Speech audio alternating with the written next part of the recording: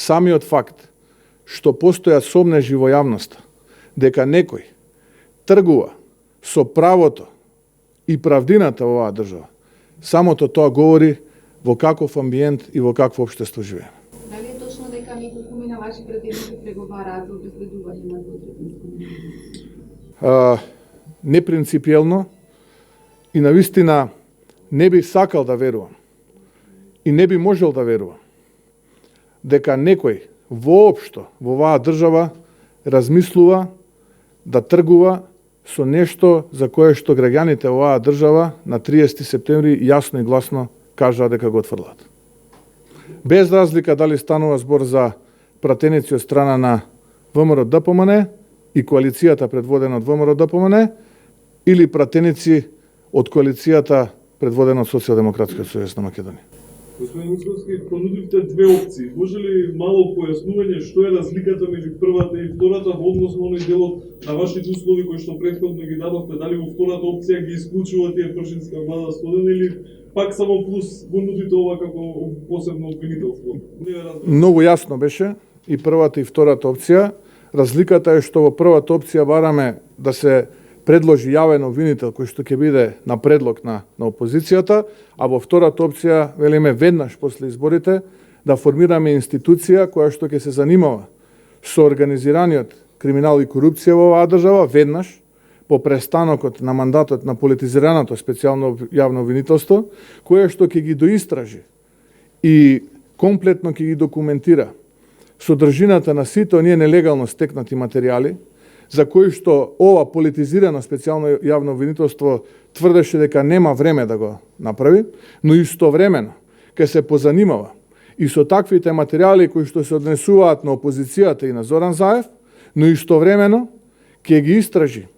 сите оние сомнежи за сторен криминал од страна на владата предводена од СДСМ и Зоран Заев и сите оние нерегуларности, девијантни појави и брутални полнења на кутии кои што се незапаметени за една демократска земја, а кои што де факто се случуваа за време на референдумското изјаснување на 30 септември. За тоа имаме документиран материјал, снимен материјал, сведочења од наблюдувачи кои што присуствувале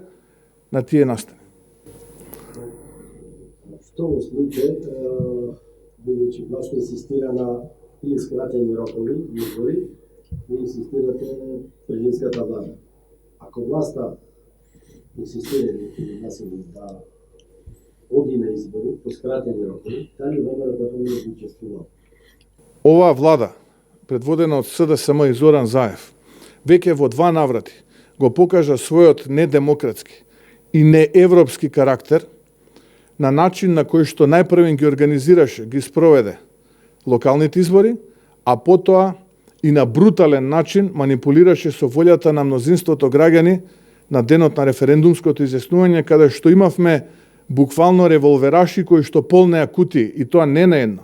на десетици, а можам да кажам и стотици избирачки места, зашто имаме и материјали снимени, и материјали кои што сме подготвени на неполитизиран и непартиски јавен обвинител да ги доставиме. Она што власта сака со брзи избори,